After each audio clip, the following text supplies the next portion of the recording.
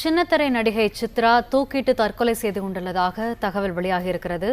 அடுத்த சில மாதங்களில் அவருக்கு திருமணம் நடைபெறிருந்த நிலையில் தற்போது நசரத்பேட்டையில் உள்ள தனியார் ஹோட்டலில் தங்கியிருந்த நிலையில் அவர் தூக்கிட்டு தற்கொலை செய்து கொண்டதாக தகவல்கள் வெளியாகியிருக்கின்றன.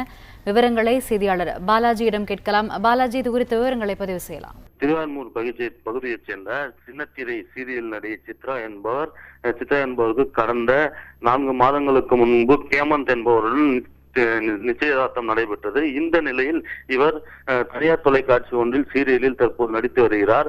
இந்த நிலையில் நேற்று நசரத்பேட்டை பகுதியில் உள்ள தனியார் நட்சத்திர ஹோட்டலில் இரவு 2 மணி அளவில் படப்பிடிப்பு முடித்துவிட்டு வந்துள்ளார். அவரது ஹேமந்துடன் தங்கியிருந்த அந்த ஹோட்டல் தங்கியிருந்துள்ளார்.